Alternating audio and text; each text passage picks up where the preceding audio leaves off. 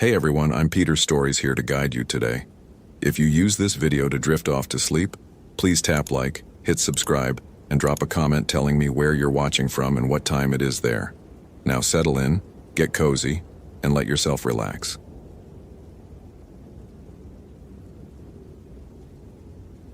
Location: Isle Royale National Park, Michigan. Date: October 29th, 2007. The fog came in from Lake Superior like something with intention. Tyler Brandt stood at the dock of Rock Harbor, watching the gray wall advance across the water, swallowing the distant silhouette of the mainland until there was nothing left but white. The temperature had dropped 15 degrees since sunrise, and his breath came out in visible plumes that seemed to hang in the still air longer than they should. His fifth day alone on the island. His fifth day as the youngest member of the skeleton crew that maintained Isle Royale through the long winter closure. And already he understood why the senior rangers had looked at him with something like pity when he'd volunteered for the assignment. The island was 45 miles long and 9 miles wide, a wilderness of boreal forest and rocky ridges rising from the largest freshwater lake in the world. No roads connected it to anywhere. The last ferry had departed 3 days ago, carrying the final tourists of the season back to Copper Harbor on the Michigan mainland. The seaplane wouldn't return until spring unless there was an emergency, and the radio tower on Mount Ojibwe was the only reliable connection to the outside world. Tyler had wanted isolation. He had wanted to prove himself capable of handling a remote posting, to show the district supervisor that a 23-year-old rookie could be trusted with real responsibility. Now, watching the fog erase the world beyond the harbor, he wondered if he had understood what isolation actually meant. His morning routine had become ritual in less than a week. Coffee from the ancient percolator in the ranger station, weather check on the shortwave, inspection of the dock and the 2 boats that remained in winter storage. The other rangers, Karen at the Wendigo station on the island's western end, and old Marcus, who lived year-round in a cabin near Siskiwit Lake, checked in twice daily, their voices crackling through the static like transmissions from another planet. Today's weather report had warned of the approaching fog bank, advising limited movement until visibility improved. Tyler had logged the warning, finished his coffee, and was preparing to hunker down with paperwork when the radio crackled to life with something other than scheduled check-ins. Rock Harbor, this is Wendigo. Karen here. You getting this? Tyler grabbed the handset. Wendigo, Rock Harbor. I copy. What's up? Got a situation? Hiker came into my station about 20 minutes ago. Female, mid-20s, says she got separated from her group yesterday and spent the night in the backcountry. She's disoriented, maybe hypothermic. I'm going to keep her here for observation, but Tyler... Karen's voice hesitated, which was unusual. Karen Chen was a 15-year veteran who had seen everything the island could throw at a person. There's something off about her story. Off how? She keeps asking what year it is, and when I told her, she started crying. Tyler felt the first cold finger of unease trace down his spine. What do you mean, what year? Like she hit her head? Maybe, but she's got a park permit in her pack. Valid permit, proper signatures, everything in order. Another pause. Tyler, the permit is dated October 2019. Static filled the channel. Tyler stared at the handset, certain he had misheard. Say again, Wendigo. Did you say 2019? Affirmative. October 15th, 2019. 12 years from now. I've got the permit right here in my hand, and I'm looking at a date that doesn't exist yet. Karen's voice had taken on a quality Tyler had never heard from her before. Not fear exactly, but something close to it. I'm going to send you a description of the hiker and her gear. I want you to check the emergency logs, see if anything matches. And Tyler, stay close to your radio. Something's wrong here. Something's really wrong. And Hannah Reeves had known something was wrong the moment the trail disappeared. She had been hiking the Greenstone Ridge, the spine of rock that ran the length of Isle Royale, following the familiar path she had walked twice before in previous summers. The October light was different from what she remembered, sharper, more golden, the birch trees blazing yellow against the dark green of the spruce. But the trail itself should have been the same, 35 miles of well-maintained path connecting one end of the island to the other, marked with cairns and signs at every junction.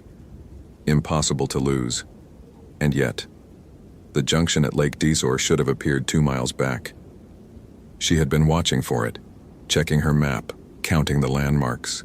The distinctive split boulder was where it should be. The view of the lake to the south matched her memory exactly, but where the trail should have branched north toward Hatchet Lake, there was nothing. Just unbroken forest, dense spruce and fir pressing close on both sides, as if the path had never existed. Hannah stopped, pulled out her GPS unit, and waited for it to acquire satellites. The screen flickered, showed her position, and then displayed coordinates that made no sense. According to the device, she was standing in the middle of Lake Superior, 3 miles from the island's shore. She turned the unit off and on again. Same result.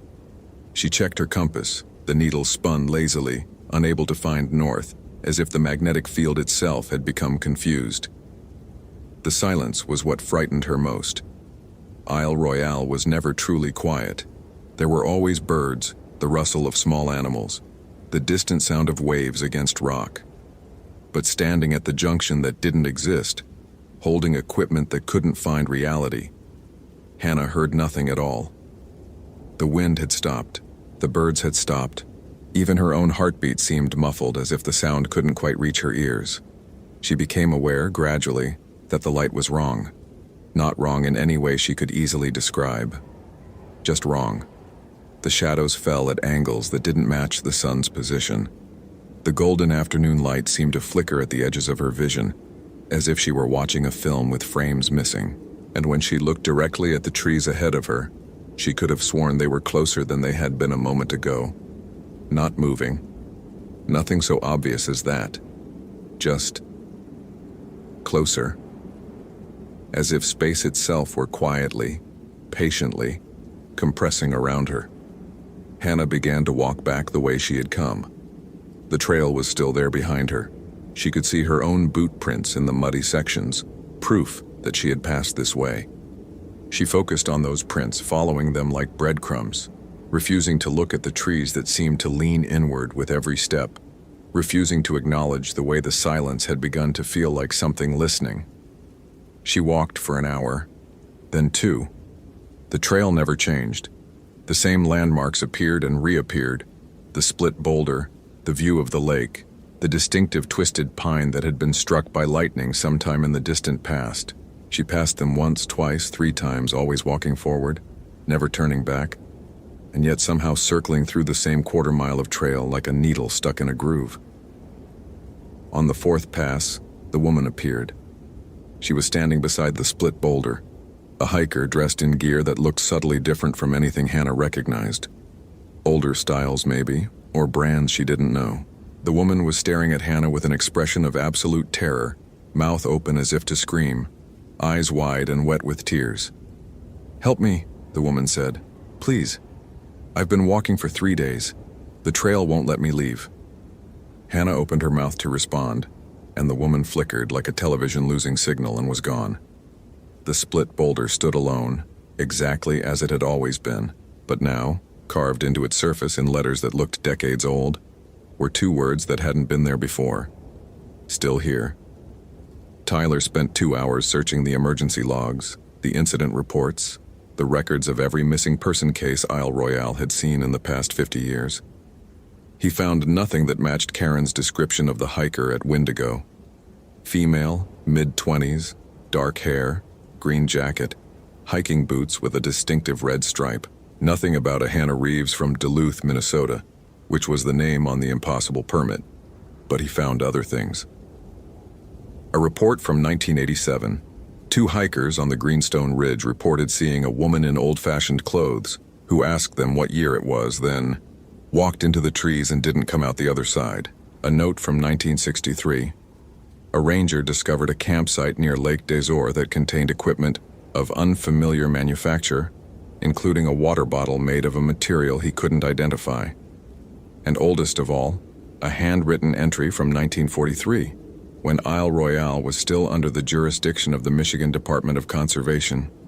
3rd report this season of hikers encountering displaced persons, Recommend investigation of Lake Desor area. Something is wrong with time on this island. Tyler stared at that last entry for a long time. Something is wrong with time.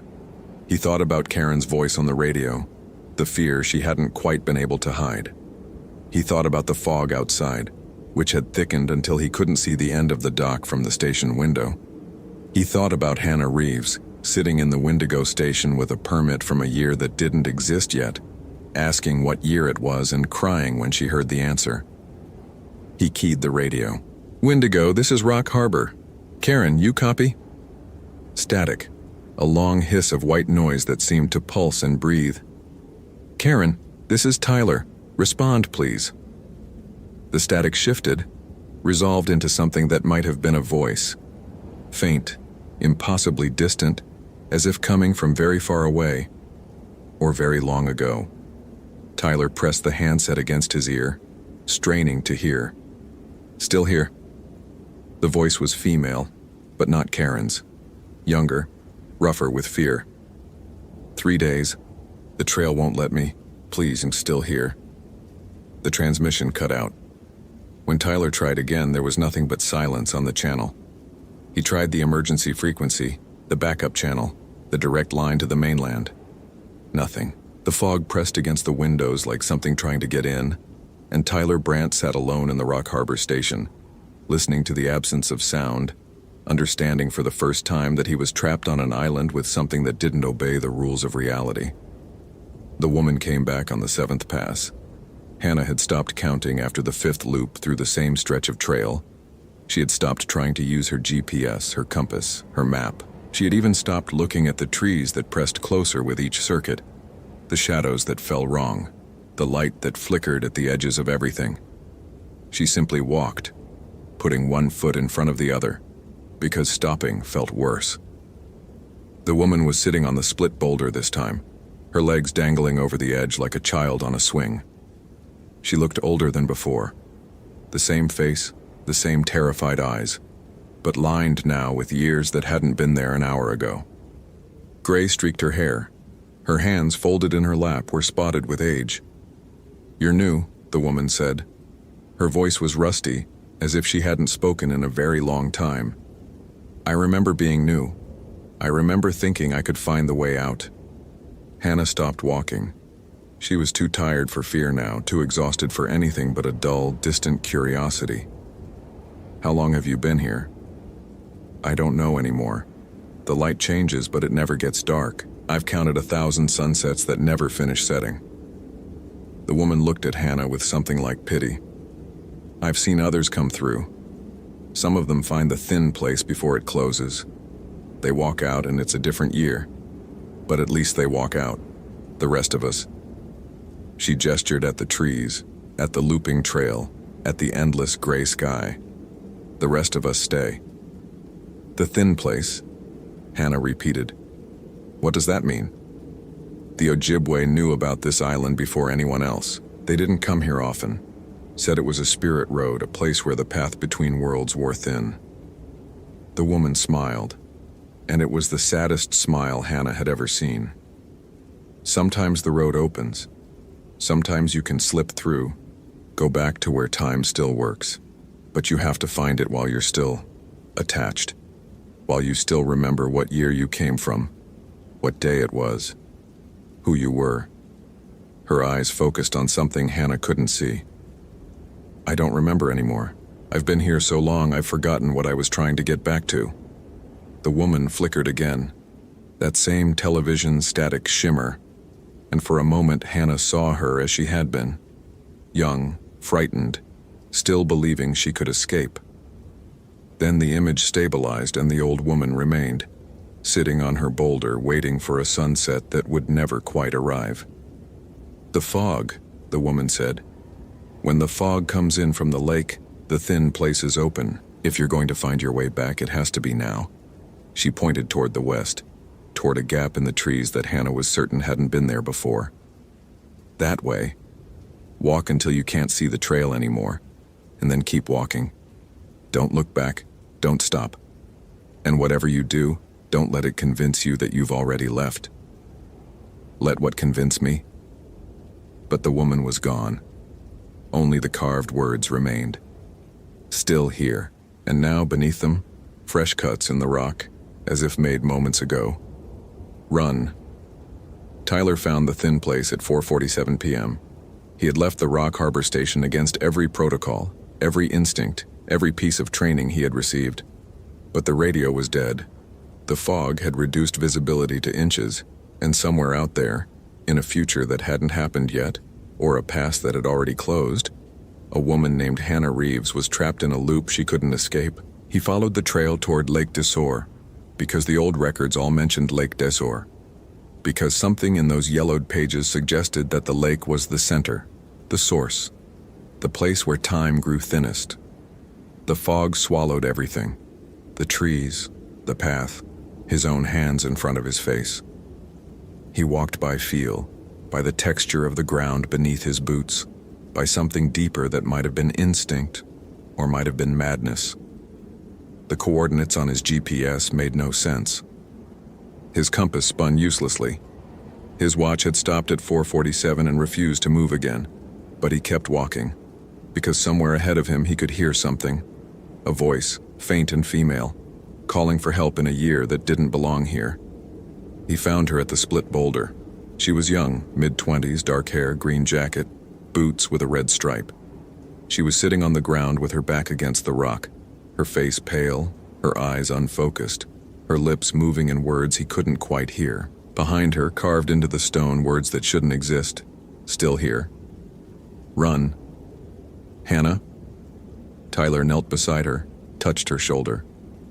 Her skin was ice cold. Hannah Reeves? I'm Tyler Brandt, park ranger. I'm here to help you. Her eyes focused on him slowly, as if she were looking up from the bottom of a very deep well. What year is it? 2007, October 29th, 2007. She started to cry.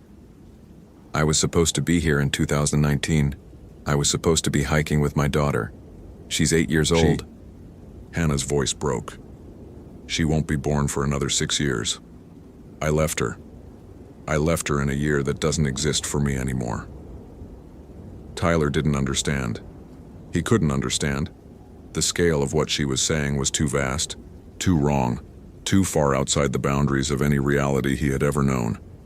But he understood the fog pressing close around them, the way the light seemed to flicker and skip, the feeling of something vast and patient watching from the spaces between moments. We need to move, he said. Can you walk? It doesn't matter. Hannah's voice was flat, drained of hope. I've been walking for days. The trail loops back. It always loops back. The only way out is through the thin place, and I can't find it. I can't. I'll find it. Tyler pulled her to her feet, steadied her when she swayed. The fog opened a path. That's what the records say. When the fog comes in, the thin place is open. We just have to keep moving until we find the other side. They walked together into the white nothing. Tyler counted his steps, anchored himself to that simple rhythm. 1, 2, 3, 4. The fog was absolute, a blank page where reality should have been.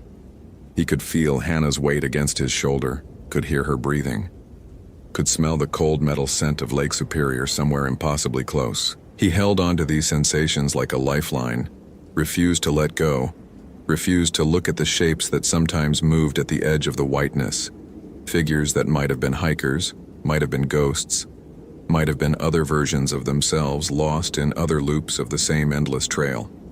At step 743, the fog thinned. Light appeared ahead, real light, golden afternoon light that fell at the correct angle, that cast shadows in the right direction. Tyler stumbled toward it, dragging Hannah with him. And then they were through. They were standing on solid ground at the Lake Desor junction, and the trail stretched ahead of them exactly as it should be, exactly as the maps said it was, leading back toward civilization and sanity and time that flowed in only one direction. Hannah collapsed against him, sobbing. Tyler held her upright and stared at the sun, confirming its position, confirming reality. His watch had started again. 4:52 p.m. 5 minutes.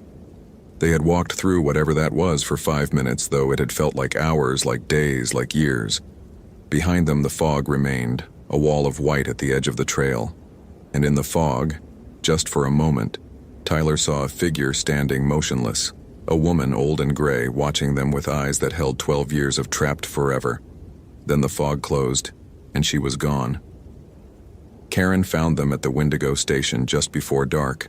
Hannah was suffering from severe hypothermia, dehydration, and what the mainland hospital would later describe as acute psychological distress of unknown origin. She was evacuated by emergency seaplane the following morning, and Tyler never saw her again. The official report listed her as a lost hiker rescued from the Lake Dizor area after becoming disoriented in heavy fog. The permit with the impossible date was never mentioned. The carved words on the split boulder were attributed to vandalism by unknown parties. Tyler Brandt finished the winter season at Isle Royale. He told himself it was because quitting would look bad on his record, would confirm every doubt his supervisors had about giving a rookie such a remote assignment. He told himself he wasn't afraid, that what he had seen in the fog was explainable, that time didn't slip, and trail didn't loop, and women didn't walk out of years that hadn't happened yet. But sometimes, on the days when the fog rolled in from Lake Superior, Tyler found himself checking his watch more often than necessary, counting the minutes, making sure they still moved forward. And sometimes, late at night, he thought about the old woman on the split boulder, the one who had been young once, the one who had forgotten what year she came from. He thought about how she had said some people find the thin place before it closes, and the rest of them stay. He thought about Hannah Reeves somewhere in the future, hiking with a daughter she hadn't yet given birth to, walking a trail that Tyler had already walked 12 years before she arrived. He thought about the words carved in stone, still here. And he wondered, with a chill that had nothing to do with the October cold, how many versions of himself might be walking that looped trail right now, counting steps that never ended, waiting for a fog that never lifted, carved into the rock of an island that remembered every moment that had ever happened, and every moment that never would.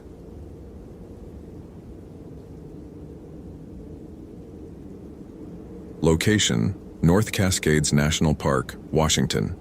Date: September 28, 2013. The rain had been falling for 6 days when Ryan Caldwell first heard his own voice coming through the radio. He had grown accustomed to the rain by then, the way it wrapped around Desolation Peak like a living thing, turning the world beyond his windows into a gray blur of shifting water and half-seen trees. The fire lookout tower stood at 6,200 feet, above the tree line in summer but swallowed by clouds in autumn. And from late September onward, the mountain existed in a perpetual state of drowning. Ryan had signed on for the solitude, 3 months alone, watching for fires that never came in a forest too wet to burn. The Park Service called it maintaining presence in the backcountry. Ryan called it exactly what he needed: silence, distance, time to think without the noise of the world below.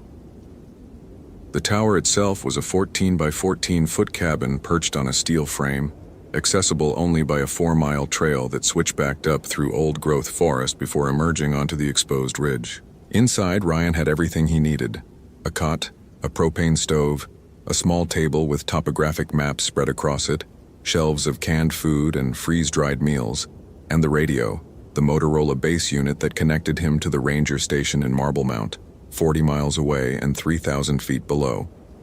He checked in twice daily, 0800 and 2000, reporting weather conditions and visibility. Most days, those 2 brief exchanges were his only human contact. He had been here since July 1st, 89 days of watching the valleys fill with morning mist and empty again by noon. 89 days of tracking the movement of clouds across peaks whose names he had memorized from the maps: Jack Mountain, Crater Peak, Ruby Mountain, the jagged spine of the Picket Range to the north. He knew the sounds of the tower intimately by now: the creak of the steel frame in wind, the particular rhythm of rain on the metal roof, the skitter of mice in the walls that he had stopped trying to eliminate. He knew the silences too, the way the forest below would go quiet before a storm, the absence of birdsong that preceded the first drops of rain. What he did not know until that morning was the sound of his own voice speaking words he had not yet said. It happened at 0743, 17 minutes before his scheduled check-in. Ryan was heating water for coffee on the propane burner, watching the blue flame and listening to the rain, when the radio crackled to life. "Marble Mount, this is Desolation."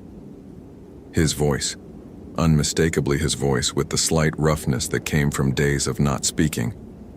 "Requesting immediate evacuation. There's something wrong up here. I can hear them in the trees." Ryan froze, the kettle suspended in his hand. The transmission continued, his voice growing more strained, more urgent. "I know how this sounds, I know. But Travis was right. He was right about all of it. They've been watching me for weeks and now they're..." Static swallowed the rest of the sentence, then silence. He set down the kettle with hands that weren't quite steady and crossed to the radio. The channel indicator showed his frequency, the dedicated lookout channel, not one of the park's general bands. He picked up the handset. "Marble Mount, this is Desolation. Did you copy that last transmission?" A pause. Then Linda's voice, the morning dispatcher. "Desolation, Marble Mount. Negative on any transmission. You're early. Everything okay up there?"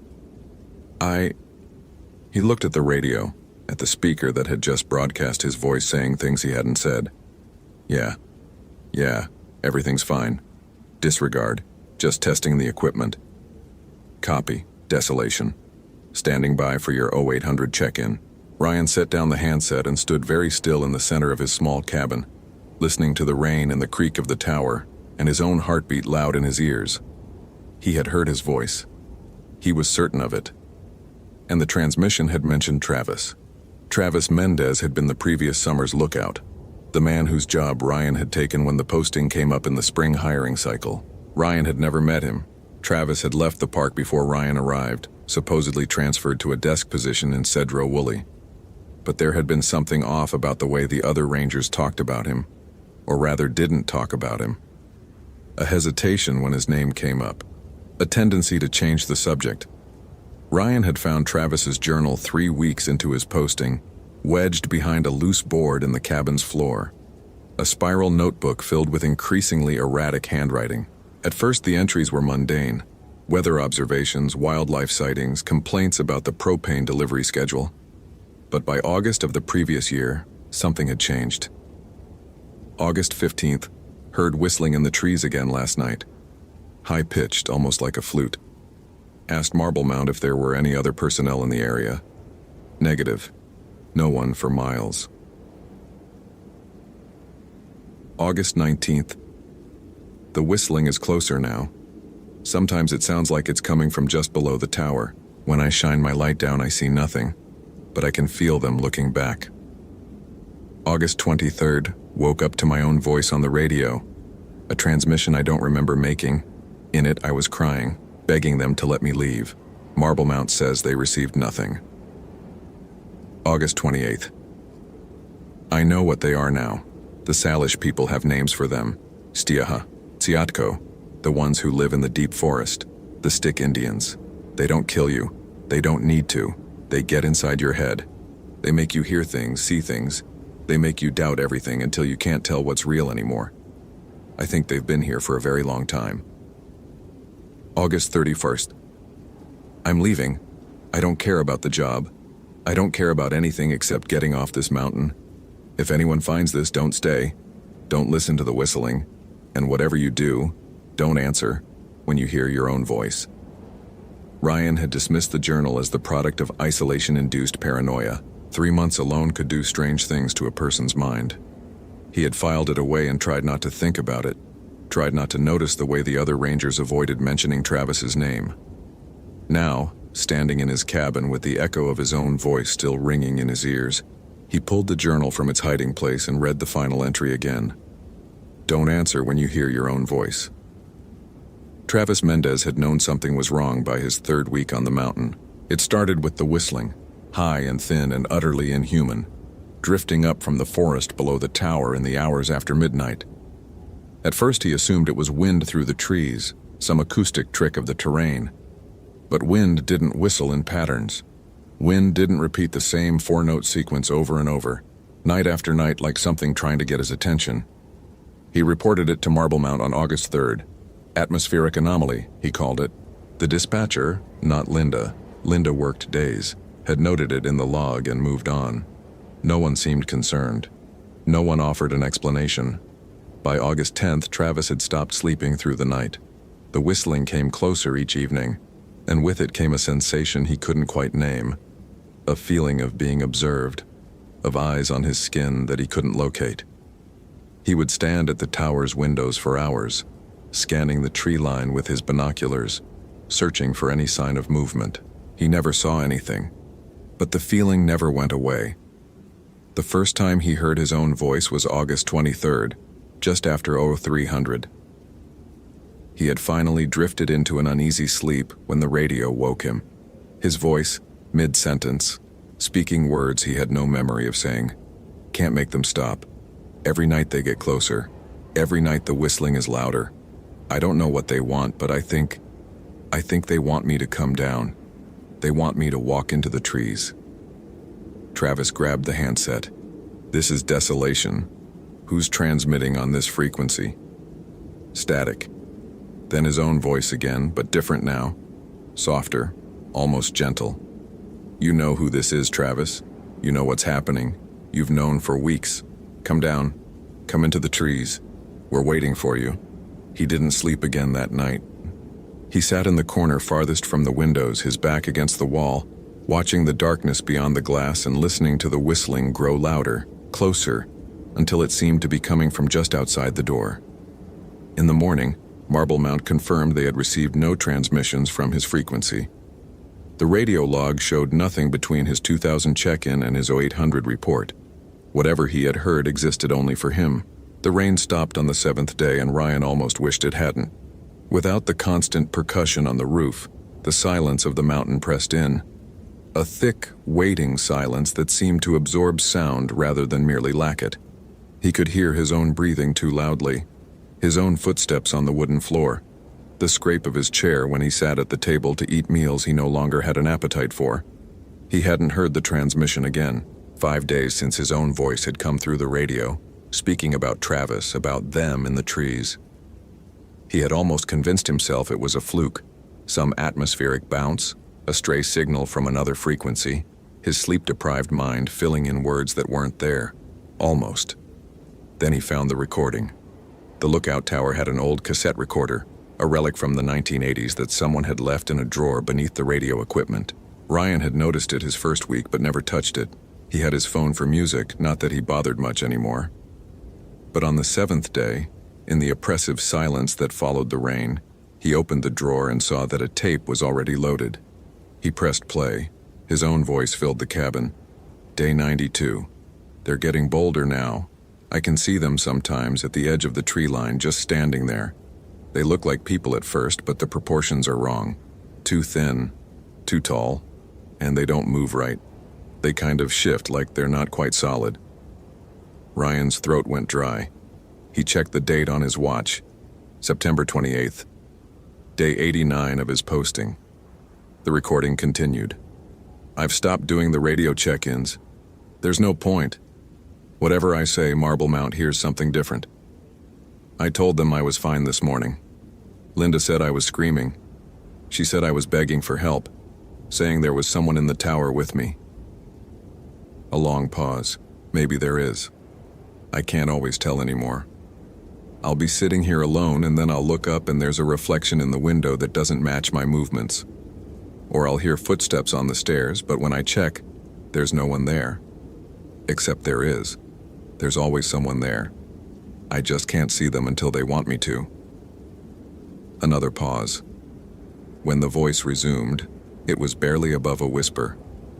Travis tried to warn me. He wrote it all down, left the journal where he knew someone would find it. But I didn't listen. I thought he was crazy. I thought 3 months alone had broken him. And maybe it did. Maybe that's what they do. They break you piece by piece until you can't tell what's you and what's them. Until you walk into the trees because it seems like the only way to make it stop. A sound in the background of the recording. A high, thin whistle. 4 notes repeating. They're here now. I can see them at the window. 3 of them just standing on the observation deck looking in. They look like me. They all look like me. The recording ended. Ryan sat motionless, the recorder clutched in his hands, staring at the window across the cabin, at his own reflection staring back. The reflection smiled. Ryan didn't. He called Marblemount at Oro 900, an hour after his scheduled check-in. Desolation, this is Marblemount. Ryan, we've been trying to reach you. Is everything okay? What do you mean? His voice came out strange, distant, like he was listening to someone else speak. I checked in at 0800, standard report, fog lifting, visibility improving. A pause. Negative, desolation. We received no transmission at 0800. We've been calling you for an hour. Linda was about to send a search team up. Ryan looked at the radio log in front of him, the handwritten entries he made after each transmission. The 800 slot was filled in, his handwriting recording a check-in he had no memory of making. I'm here. I'm fine. Must have been equipment malfunction. Copy, desolation. Another pause, longer this time. Ryan, I'm going to ask you something, and I need you to answer honestly. Have you been hearing anything unusual up there? Sounds that don't have a source? The whistling had started again last night. He hadn't written it in the log. No, nothing unusual. Everything's fine. Okay, just check your batteries, check your antenna, make sure everything's working. And Ryan, take care of yourself up there. We're coming to close out the station in 5 days. End of season. You'll be off that mountain soon. 5 days. Ryan set down the handset and looked at the window. The fog had lifted as his phantom check-in had apparently reported, and for the first time in a week, he could see the tree line below the tower. The ancient Douglas firs and western red cedars, their branches heavy with moisture, their shadows pooling beneath them like dark water. Standing at the edge of the forest where the trees met the alpine meadow, 3 figures watched the tower. They were too thin, too tall. They stood perfectly motionless, their shapes almost blending with the tree trunks behind them, and Ryan couldn't tell if they had faces because the fog still clung to the lower elevations, softening edges, blurring details, but he knew they were looking at him. He knew they had been looking at him for weeks. He reached for Travis's journal and opened it to the last entry, the one he had read a dozen times now. They don't kill you. They don't need to. They get inside your head. They make you hear things, see things. They make you doubt everything until you can't tell what's real anymore. Ryan looked at the window, at the figures by the tree line, at his own reflection, which was still smiling even though his face wasn't, which was mouthing words he couldn't hear through the glass. And from the radio, his own voice began to speak. Day 94. I'm going down today. I can hear them calling, and it's beautiful. It's the most beautiful sound I've ever heard. Travis was wrong. He was wrong about everything. They don't want to hurt us. They just want us to come home. Ryan watched himself stand, watched himself walk toward the door of the tower. His body was moving without his permission, his hand reaching for the latch, and somewhere in the back of his mind, the last part of him that was still Ryan, still separate, he was screaming. The door opened. The cold mountain air rushed in, carrying the scent of wet earth and pine and something else beneath it, something old and patient and vast. The whistling rose from the trees, 4 notes repeating, welcoming him. Ryan Caldwell stepped out onto the observation deck.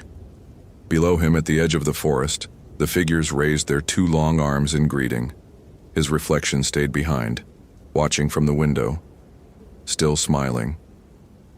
The search team found the tower empty on October 3rd. Ryan's gear was still there, his pack, his clothes, his radio still functional, his log entries stopping abruptly on September 28th. The cassette recorder was found in the center of the floor, the tape removed. It was never recovered. The official report listed Ryan Caldwell as a missing person, presumed lost in the wilderness. The terrain around Desolation Peak was notoriously difficult. People vanished in the North Cascades every year, and the park's 700,000 acres held more secrets than any search team could uncover.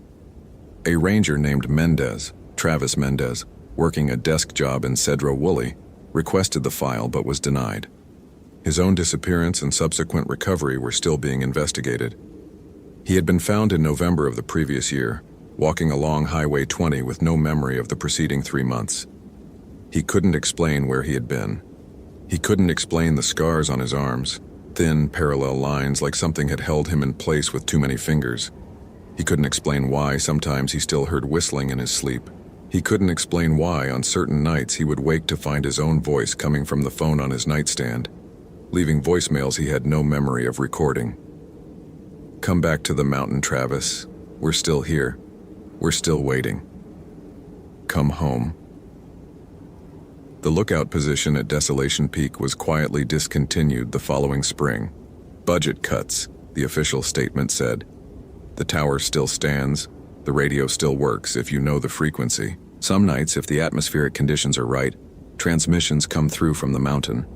A man's voice, calm and steady, reporting weather conditions and visibility. The voice identifies itself as Desolation Station. No one has been posted to Desolation Station in 11 years. The transmissions continue anyway. And in the deep forest below the peak, in places where no trails exist and no hikers venture, something still whistles in the darkness." 4 notes. Repeating, waiting for the next one to listen.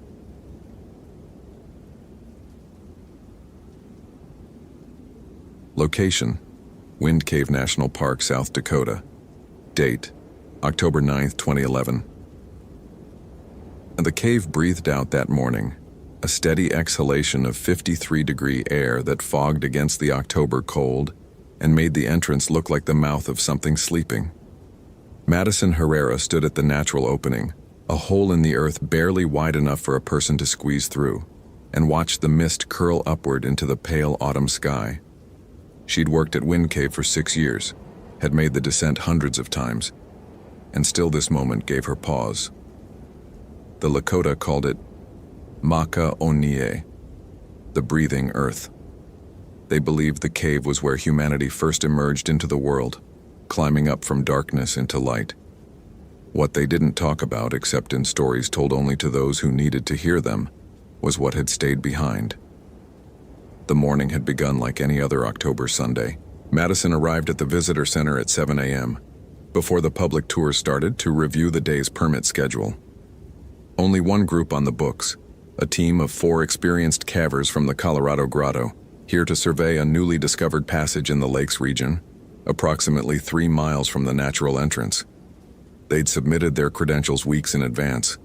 Combined experience of over 60 years underground, proper equipment, emergency protocols memorized, the kind of group that didn't need babysitting. She'd met them in the parking lot at 8:30.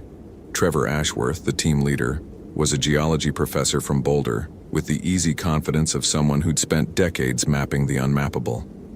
His team consisted of his graduate student, a surveyor named Chen, and Chen's wife, also a surveyor.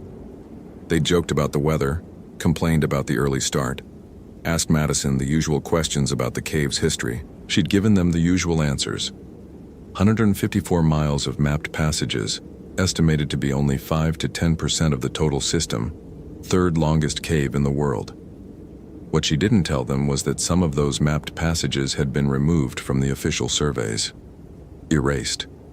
Marked in the old ranger logs with a single phrase that no one had ever explained to her satisfaction. Do not return. The descent took 40 minutes. Madison led the group through the concrete-lined entrance tunnel, past the elevator shaft that serviced the tourist routes, and into the wild cave beyond. Here the walls were raw limestone, carved by water over millions of years into shapes that looked almost organic. Ribs and vertebrae, frozen waterfalls of flowstone, passages that branched and merged and doubled back on themselves in patterns that defied easy mapping. The air was still, heavy with the mineral smell of ancient rock. Their headlamps carved tunnels of light through darkness so complete it felt like a physical presence. "Beautiful," Trevor said, his voice hushed with the particular reverence that caves inspired in those who understood them. "How far to the new passage?" "About 2.5 miles from here." We'll follow the main corridor to the junction room, then take the southern branch toward the lakes. The new passage is off a side tunnel that wasn't on the surveys until last spring's expedition. What made them find it? Madison paused. The truth was complicated. A ranger had heard something during a routine inspection, a sound like knocking from behind a wall that shouldn't have had anything behind it. When they'd investigated, they'd found a narrow crack that opened into a passage no one had ever documented. The passage went back at least a quarter mile before the survey team had turned around, not because of any physical obstacle, but because of a feeling. A wrongness they couldn't articulate. Madison had read the report. The lead surveyor, a woman with 30 years of experience, had written simply, "Something doesn't want us here." "Airflow," Madison said instead. They noticed a draft coming from what looked like solid rock. Turned out there was a passage behind it. They continued in silence, the only sounds their footsteps and the occasional drip of water from unseen formations. Madison found herself listening for something else, the faint tapping that rangers sometimes reported in this section of the cave. Most attributed it to thermal expansion, rock settling, the natural sounds of a living geological system. But the old reports, the ones from the 1890s when the cave was first being explored, told different stories. The miners who'd come looking for gold had heard the knocking too. They'd called them Tommy knockers after the spirits from the Welsh and Cornish mines they'd left behind. Friendly, the stories said. Warning spirits who knocked to alert you to cave-ins. But some of the miners had gone deeper than anyone else. And some of them had never come back. And the ones who did come back talked about a different kind of knocking. Not warnings, but invitations. Something calling them further in. Further down, into passages that led to places that shouldn't exist. Madison shook off the thought. 6 years underground had taught her that darkness played tricks on the mind, that silence became a canvas for the imagination to paint its fears upon. There was nothing in this cave but rock and water and the slow, patient work of time. They reached the junction room an hour into the descent. Here 5 passages converged in a chamber the size of a small cathedral, its ceiling lost in shadows that even their combined lights couldn't penetrate. Madison called for a rest break, and the team settled onto boulders to check their equipment and drink water. "Radio check," she said, keying her handset. "Base, this is Survey Team Alpha, position junction room, all members present and accounted for. Proceeding to target area. Over." The response came scratchy but clear. They were at the outer edge of reliable communication range, but still connected to the surface. "Copy that, Alpha. Weather topside is holding. Expected duration? Over. Estimate 4 to 5 hours for survey work plus return transit. Should be back by 1600. Over." "Understood. Base out." Trevor was studying the passage entrances, his headlamp sweeping across the options like a searchlight. "Southern branch, you said?" "Third from the left. It's marked with a yellow blaze about 20 feet in." He nodded and stood, adjusting his pack. "All right, team. Let's see what's down there." The southern branch was narrower than the main corridor, forcing them to walk single file.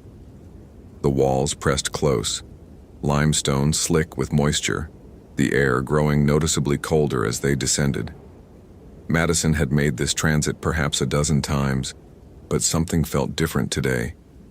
The silence was thicker, more textured, and underneath it, at the very edge of hearing, she thought she detected a sound, rhythmic, faint, like someone tapping on stone very far away. She stopped. "Did anyone hear that?" The team paused, headlamps swinging to face her. Trevor cocked his head, listening. "Hear what?" Silence, complete and absolute, not even the drip of water. "Nothing," Madison said. "Never mind. Cave acoustics." They continued. Trevor Ashworth had been in caves on 4 continents, had mapped passages that no human had ever seen, had published papers on formations that challenged existing theories of speleogenesis.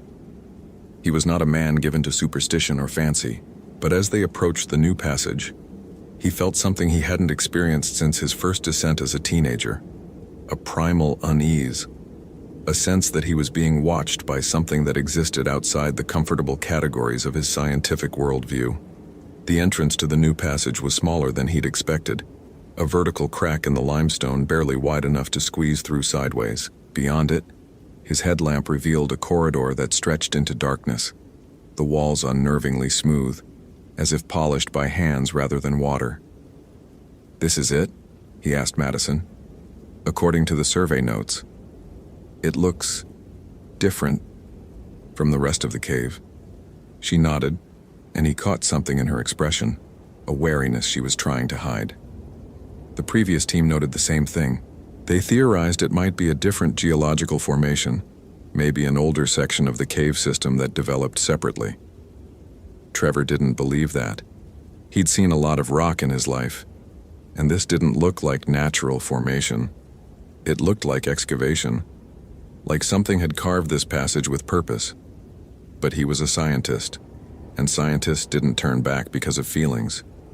He squeezed through the crack and into the passage beyond.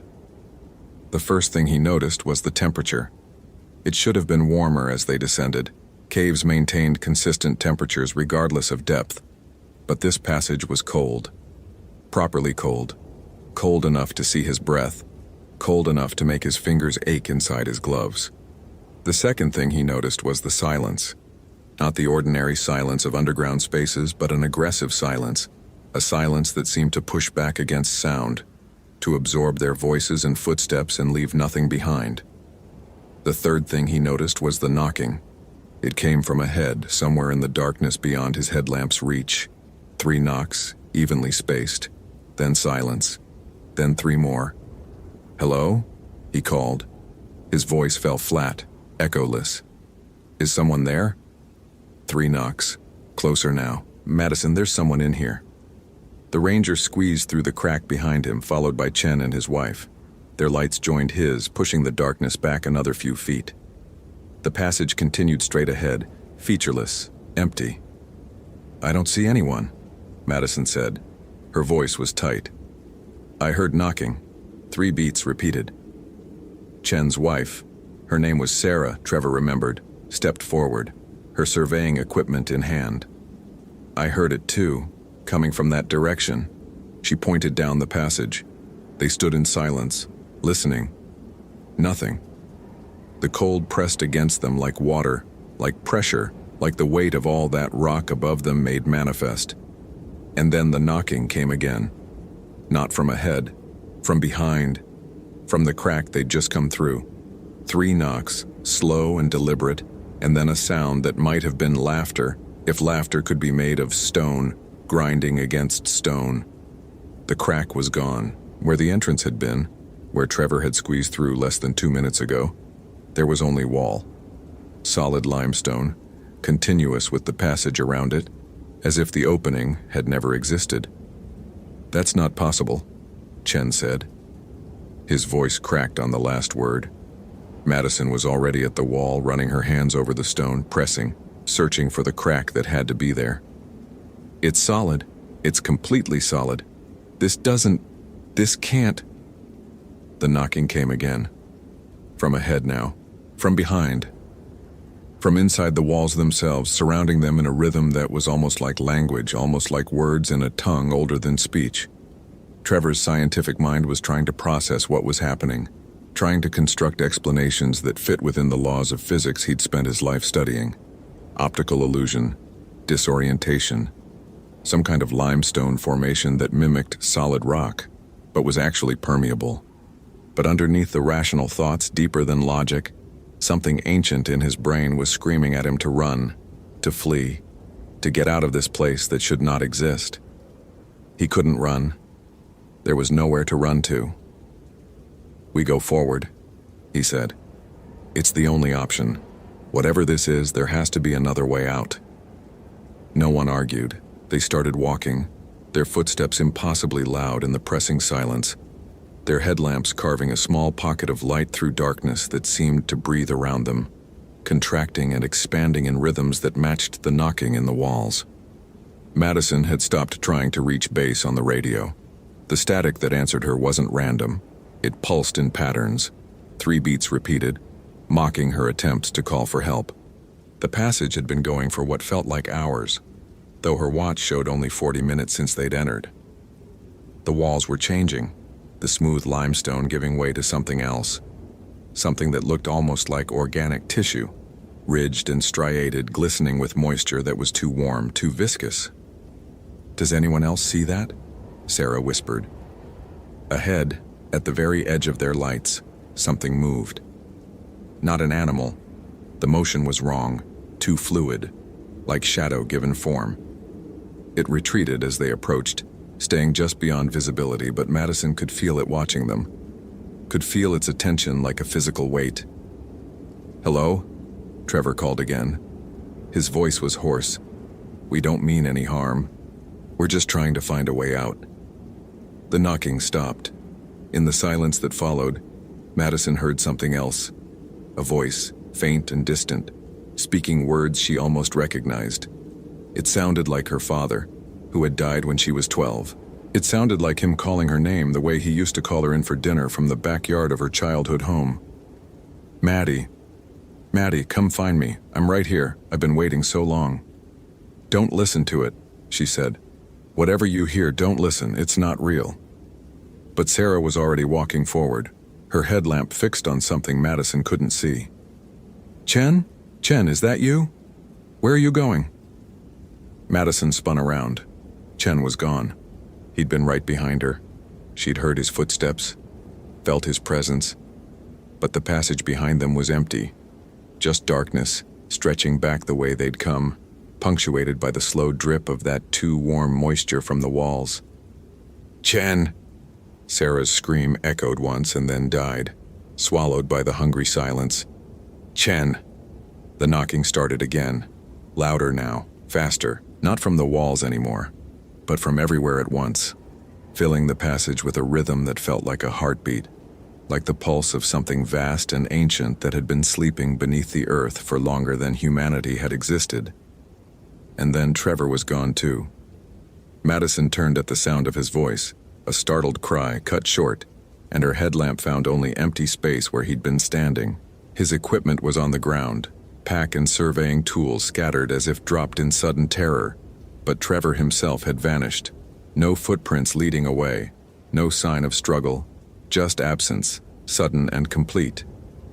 "He's with us now," the voice said. It wasn't her father anymore. It was something else, something that wore voices like masks, cycling through sounds it had collected from the darkness over centuries. "He understands now. He sees what we see. Come find him, Maddie. Come see what's at the bottom." Sarah was frozen, her light flickering, her breathing rapid and shallow. "What do we do? What do we do?" Madison grabbed her arm and started moving, forward, because back was gone, because the passage behind them had closed like a throat swallowing. Her headlamp caught shapes in the darkness ahead, impossible shapes that didn't resolve into anything her mind could process.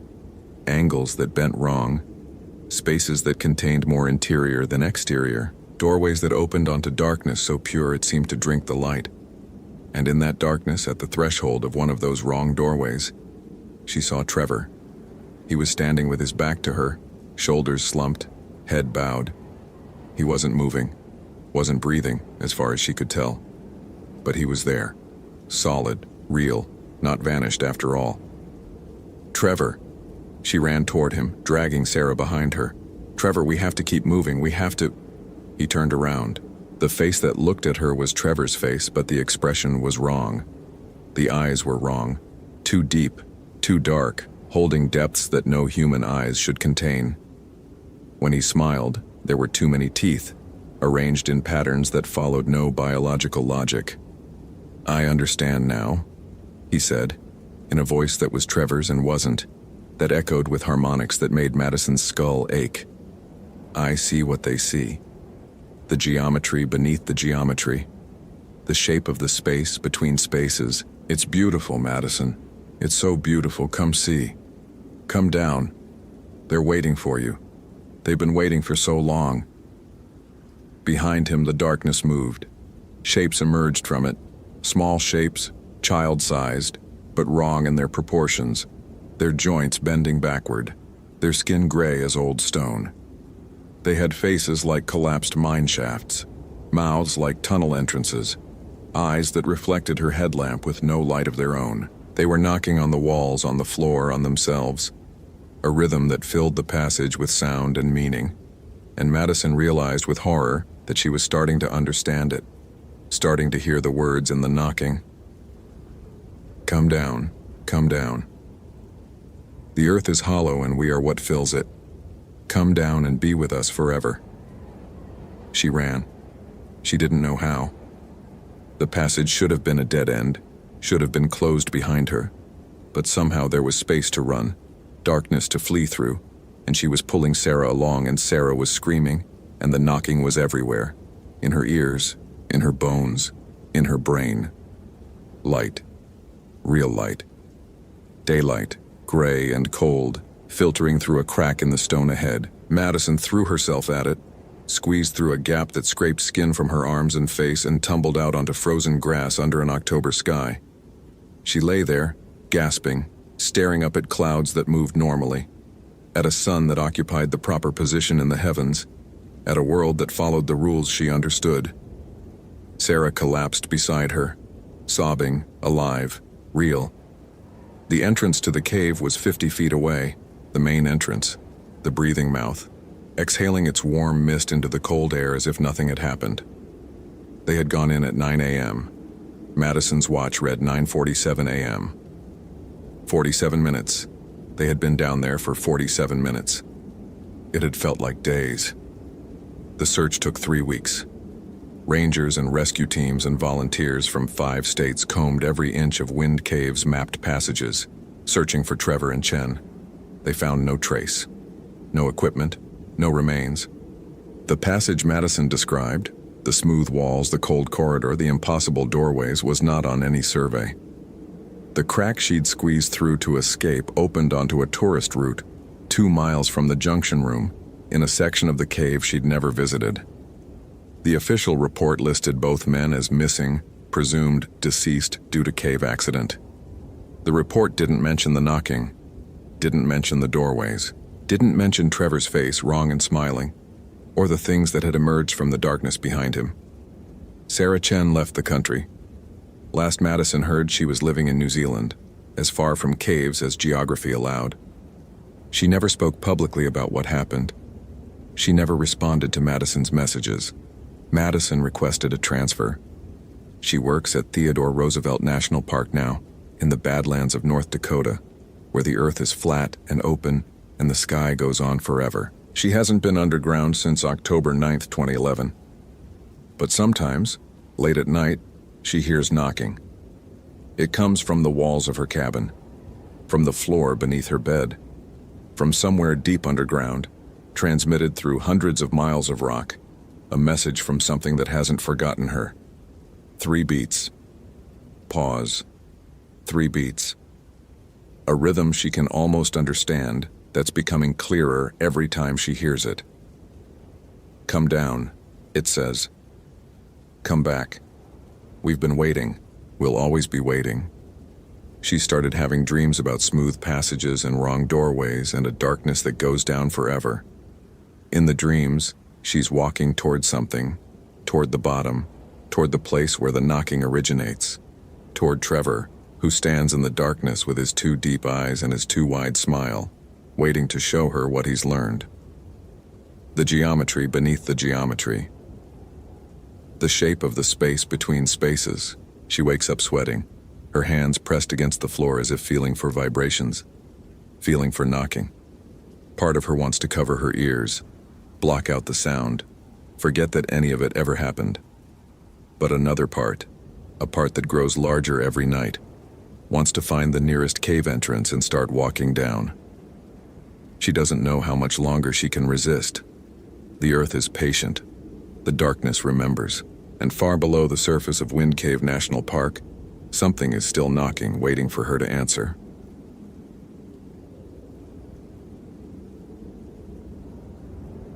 Location: Mammoth Cave National Park, Kentucky. Date: February 7th, 2003. The cave breathed. Garrett Henson had worked underground for 11 years, guiding tourists through the historic section of Mammoth Cave, And he had never gotten used to that breath.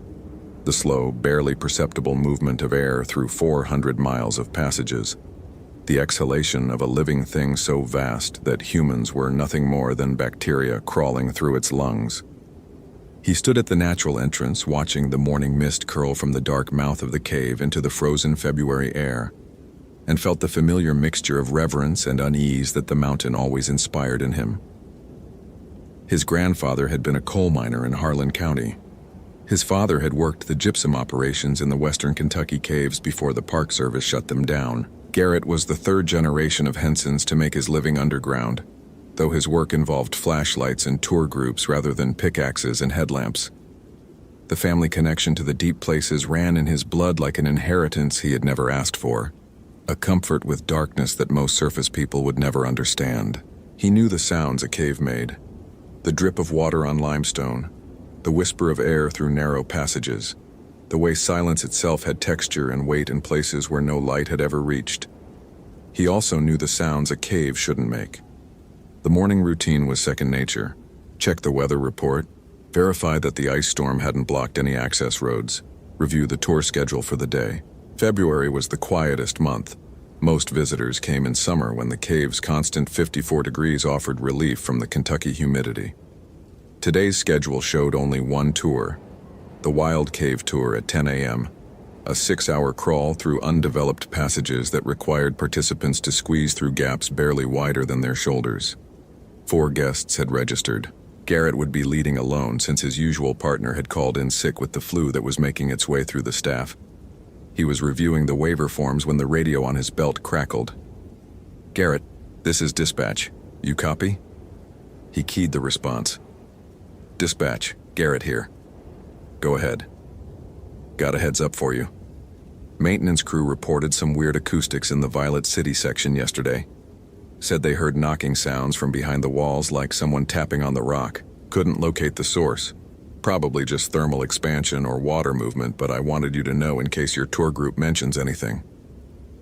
Garrett felt something cold settle in his stomach that had nothing to do with the February air. "Copy that, dispatch. Did maintenance investigate?" They checked the adjacent passages, didn't find anything, logged it as unexplained acoustics, and moved on. "You know how the cave is. Always making noises that don't have obvious sources." "Yeah," Garrett said. "I know how the cave is." He signed off and stood for a moment in the gray morning light, watching his breath cloud in front of his face. Knocking sounds. His grandfather used to tell stories about knocking sounds, back when Garrett was young enough to sit on the old man's knee and listen to tales of the deep places.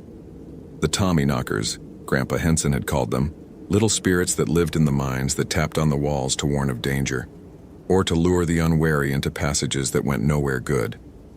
Cornish superstition, brought over by immigrant miners in the 1800s. Garrett had always assumed the stories were just that. Stories, the kind of folklore that accumulated around dangerous work like moss on a stone. But his grandfather had believed. Right up until the day he died, the old man had insisted that something lived in the deep places, something that knocked and whispered and waited.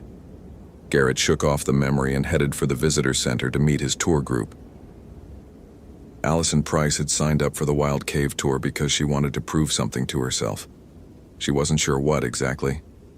Maybe that she could handle fear, could push through the claustrophobic terror that had plagued her since childhood.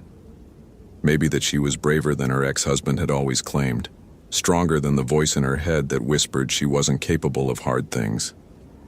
Whatever the reason, she had driven 3 hours from Louisville in an ice storm to crawl through holes in the ground, and she was determined to see it through. The visitor center was nearly empty when she arrived. 3 other participants waited near the tour desk. A young couple who kept touching each other's hands with the nervous energy of recent engagement, and a middle-aged man in expensive outdoor gear who introduced himself as a caving enthusiast from Cincinnati. Allison nodded politely and tried to calm the flutter of anxiety in her chest. The guide appeared a few minutes later, a tall man in his late 30s with the weathered look of someone who spent his life in places where the sun didn't reach. He introduced himself as Garrett and led them through a safety briefing that covered helmet protocol, the importance of staying with the group, and what to do if anyone experienced panic in a tight space. The passages we'll be crawling through are narrow, Garrett said, his voice calm and measured. Some of them require you to exhale completely to fit through. If you feel overwhelmed at any point, let me know immediately. There's no shame in turning back. The cave will still be here tomorrow. Allison noticed that he kept glancing toward the entrance as he spoke, as if expecting something to emerge from the darkness. She filed the observation away and focused on strapping her helmet correctly. The descent began. The first hour was almost pleasant. The historic section of the cave was well lit and spacious. The passages tall enough to walk upright, the walls marked with the signatures of 19th century visitors who had explored by candlelight. Garrett pointed out formations and told stories. The tuberculosis hospital that had operated underground in the 1840s, the mummies found in the saltpeter mines, the endless miles of passage that remained unexplored. His voice echoed off the limestone in ways that made it seem to come from everywhere at once. Then they left the lights behind. The transition was gradual at first, maintained passages giving way to rougher ground, electric lights replaced by the beams of their headlamps. But somewhere around the 2-hour mark, as they descended deeper into the mountain, Allison became aware that the quality of the darkness had changed.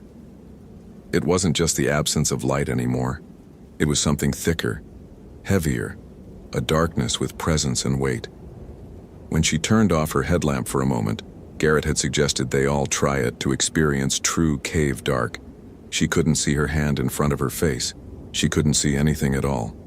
The darkness pressed against her eyes like a physical force, and for one terrible moment she was certain that something in that darkness was pressing back. She turned her light on faster than she meant to, drawing a concerned look from Garrett. "You okay?" "Fine," she said. It's darker than I expected. 400 feet of solid rock above us.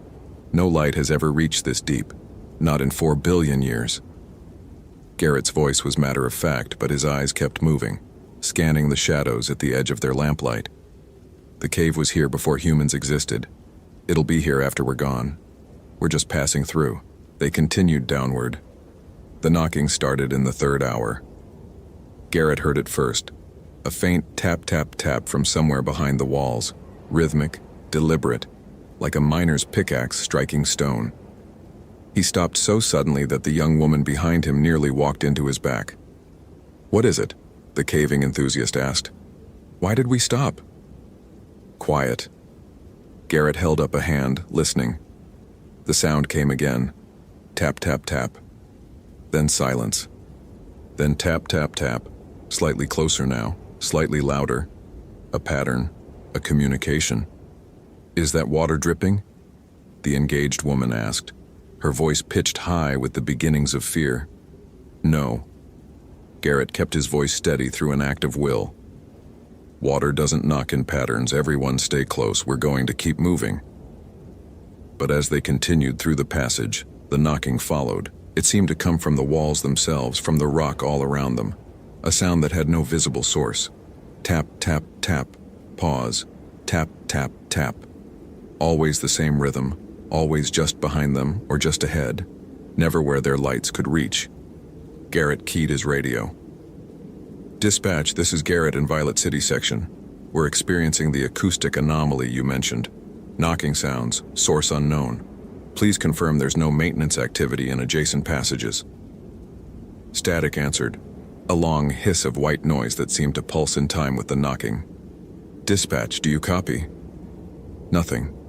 They were too deep, too far from the repeaters that allowed radio communication in the upper sections. They were alone in the dark with 400 miles of cave stretching out in every direction, and something was knocking on the walls. "We should go back," the caving enthusiast said. His expensive gear suddenly looked very fragile against the immensity of the stone around them. "Whatever that sound is, I don't like it." Agreed. Garrett began to turn the group around. "Stay calm. Stay together. We'll head back the way we came and—" He stopped. The passage behind them, the passage they had just walked through, was wrong. The ceiling was lower than it should be, the walls closer. And carved into the limestone, in letters that looked decades old, were words that hadn't been there 10 minutes ago. "They're still working." Below the words, scratch marks in the stone, tally marks, hundreds of them, as if someone had been counting days or years in the darkness. The knocking grew louder. Allison saw them first. They were at the edge of the lamplight, just beyond where the beams could reach. Shapes that might have been human hunched and twisted, moving through the stone itself as if the rock were water. She opened her mouth to scream, and nothing came out. Her voice had abandoned her, fled up toward the surface and the light in the world where things made sense. The shapes knocked on the walls as they moved, tap, tap, tap. Their hands, if they were hands, struck the limestone in perfect unison, a rhythm that had been old when the first miners broke through into these passages. They were small, she realized, smaller than they should be, as if the weight of the mountain had compressed them over centuries of endless labor in the dark. Don't look at them. Garrett's voice was barely a whisper. Don't acknowledge them. My grandfather always said. He swallowed hard. He said the Tommyknockers take notice when you notice them. Just keep moving. Don't look. But Allison couldn't stop looking. One of the shapes had separated from the others. It moved closer, still knocking. Tap, tap, tap. And as it reached the very edge of the light, she saw its face. Or what remained of its face. Features worn smooth by time, eyes that were pits of absolute darkness, a mouth that opened and closed without sound. It was looking at her. It had been looking for a very long time. It raised one twisted hand and pointed deeper into the cave. No, Garrett said, grabbing Allison's arm. We go up. We go toward the surface. Whatever they want us to see down there, we don't want to see it. But the passage upward was closing. Allison watched in horror as the ceiling lowered inch by inch, the walls pressing inward like the throat of something swallowing. The engaged couple screamed. The caving enthusiast dropped to his knees, hyperventilating, and the Tommyknockers kept knocking, kept pointing, kept waiting with patience that had outlasted civilizations. The cave, Allison heard herself say. It's not letting us leave. There's always another way. Garrett's voice cracked, but he kept moving, kept searching for a passage that wasn't shrinking. 400 miles of cave. There's always another passage, always another. The knocking stopped.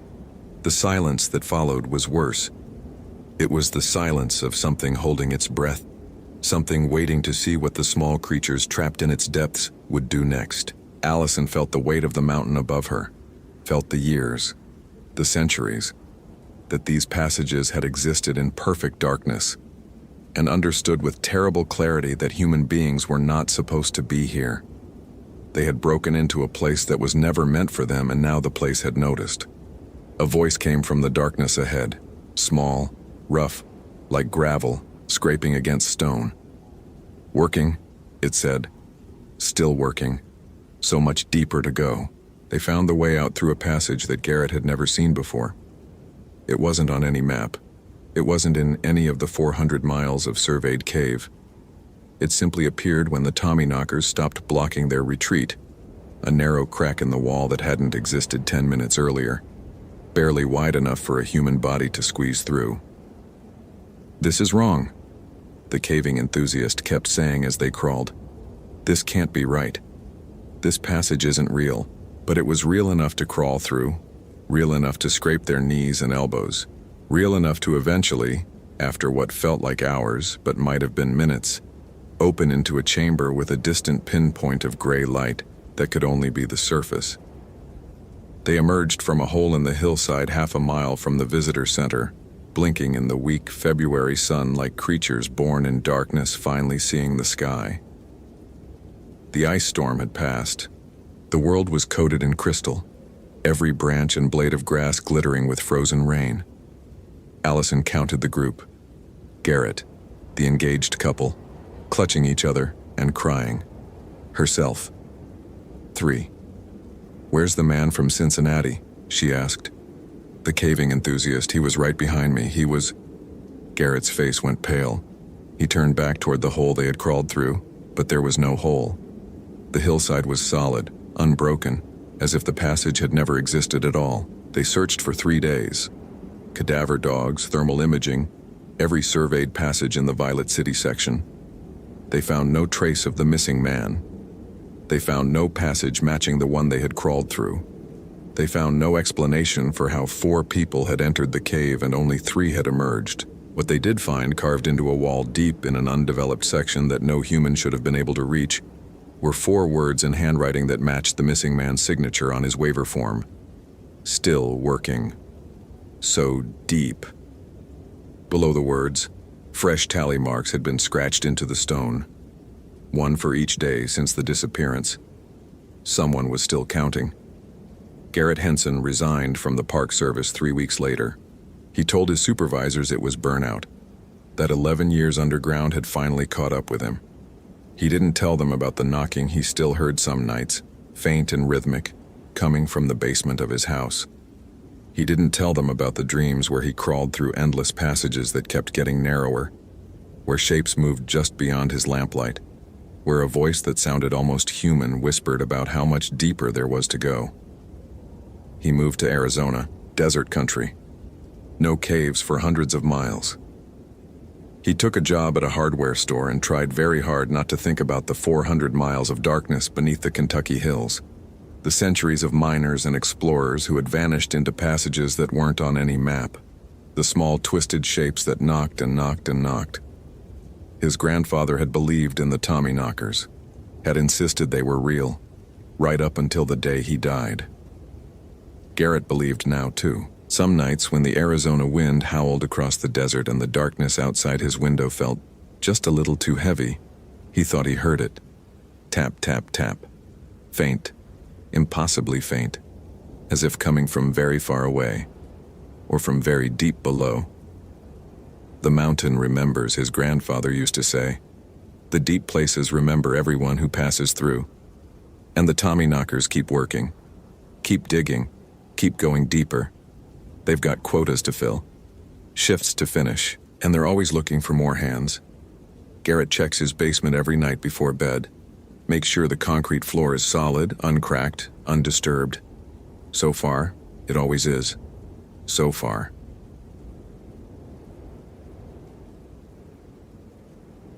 Location, Shenandoah National Park, Virginia. Date, October 29, 2016. The last light bled out of the sky at 1847 hours, and Nathan Vance watched it go from the hood of the patrol truck parked at the Pinnacle's overlook. The Blue Ridge stretched away in both directions, ridge after ridge fading into darkness like waves frozen mid-crash, and the valley below had already surrendered to shadow. In another week, the clocks would fall back and sunset would come even earlier. But for now, this particular quality of October darkness felt almost aggressive. A tide rushing in to claim territory the sun had abandoned. Radio check, Nathan said, keying his handheld. Sam, Kyle, confirm positions. Samantha's voice came back first, clear despite the terrain. Sam here. I'm at the Big Meadows campground, starting my sweep of the sea loop. Quiet so far. Saw a family packing up about 20 minutes ago, last one's out. Then Kyle. Kyle at Skyland. Just finished checking the lodge perimeter, all secure. Heading down to the Stony Man trailhead next. Copy both. Standard protocol. Check in every 30, sooner if anything's off. Weather service says clear skies but temps dropping to the low 30s by midnight. Stay warm. Nathan climbed back into the truck and pulled out onto Skyline Drive, the park's 100-mile scenic route that ran along the crest of the mountains. During the day, especially during peak foliage season, the road was a slow parade of leaf peepers and photographers. At night, after the gates closed, it belonged to the rangers, and to whatever else moved through the darkness between the overlooks. He had been with Shenandoah for 8 years, the last 3 as night patrol supervisor. He knew these mountains the way he knew the inside of his own house. Every curve of the road, every pull-off, every trail that branched into the forest. He knew the sounds too. The rustle of deer in the underbrush, the distant yip of coyotes, the occasional crash of a black bear moving through deadfall. Normal sounds, expected sounds, the soundtrack of a healthy Appalachian ecosystem doing what it had done for thousands of years. What he didn't know, what none of them talked about officially, was why the night patrols had been increased this month. 3 separate reports from campers over the past 2 weeks, all describing the same thing. Deer that didn't move right. Deer that stood on their hind legs. Deer with too many eyes, or eyes in the wrong places, or legs that bent backward at the joint. The reports had been logged as wildlife disturbance, unverified, and filed away. But Nathan had seen the look on Chief Ranger Morrison's face when the 3rd one came in. Morrison had grown up in these mountains, hunted them with his father and grandfather. When Nathan asked him about the reports, Morrison had gone quiet for a long moment before answering. "There's things in these woods that don't have names in any field guide," he'd said. "My grandfather called them wrong-shaped deer. Said the Cherokee had older names, but he never learned them. Said it was better not to know." He'd looked at Nathan with eyes that held no humor at all. "If you see one, don't look it in the eyes. Don't run. And whatever you do, don't let it know you've noticed. Just keep walking like nothing's wrong, and pray it loses interest." Nathan had nodded and said nothing because what was there to say? He was a park ranger, not a folklorist. His job was to patrol the roads, check the campgrounds, make sure the park was secure for the night. He dealt in practical concerns: lost hikers, vehicle breakdowns, the occasional drunk who thought it would be fun to drive the switchbacks at 60 miles an hour. He did not deal in wrong-shaped deer, but he had authorized the 3-person night patrol anyway, just in case. Samantha Chen had worked parks for 5 years, the last 2 at Shenandoah, and she had never been afraid of the dark. The dark was just an absence of light. It didn't change anything fundamental about the world. It just made it harder to see. She had walked these trails at midnight 100 times, her headlamp cutting a small circle of visibility through the black, and she had never encountered anything worse than a startled skunk. Tonight felt different. She couldn't say why exactly. The Big Meadows campground was empty, as expected. The last seasonal sites had closed October 15th, and the few remaining campers had cleared out before sunset. Her flashlight beam swept across picnic tables and fire rings and bear boxes. All the familiar infrastructure of a park campground. All utterly ordinary. The silence was normal too. This late in the season, even the insects had gone quiet, and the only sounds were her own footsteps and the occasional creak of branches in a wind she couldn't feel. But something was watching her. She knew it the way you know someone is staring at you across a crowded room. A prickling at the back of the neck, a weight on the skin that had no physical source. She stopped at the edge of the sea loop, where the campground bordered the forest, and shone her light into the trees. Eyes reflected back. That wasn't unusual. Deer eyes reflected green gold in flashlight beams, a common sight in any eastern forest. Sam had seen it 1,000 times, but these eyes were wrong.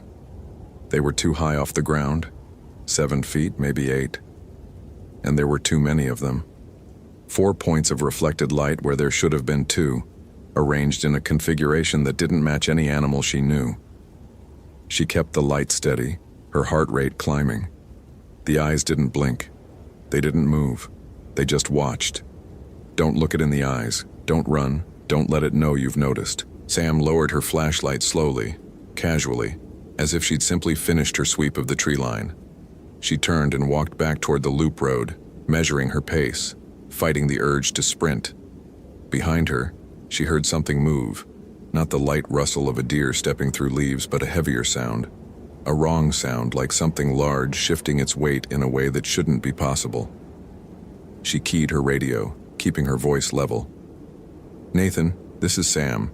I've got eyes on wildlife activity at the sea loop tree line. Unusual behavior. Recommend I return to the truck." Static. Then Nathan's voice. "Copy, Sam. What kind of unusual behavior? How do you describe it? How do you say I think I saw a deer standing 8 feet tall with 4 eyes? Just unusual.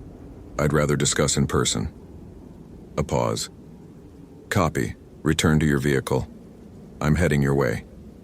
Sam walked faster. The footsteps behind her kept pace. Kyle Brennan was the youngest of the 3, 6 months out of the seasonal training program and still learning the rhythms of the park. He had drawn the Skyland assignment because it was considered the easiest of the 3 patrol zones. A few buildings to check, a couple of short trails, Mostly straightforward work. Nathan had called it a milk run and told him to radio in if anything seemed off. Everything seemed off tonight. The Skyland Resort complex sat empty, its lodge and cabins closed for the season, its parking lots bare. Kyle's flashlight caught the gleam of dark windows and locked doors, everything exactly as it should be. But the silence here was oppressive, a physical thing that pressed against his eardrums, and he found himself holding his breath as he walked the perimeter. He was passing the trailhead to Stony Man Summit when he heard the sound.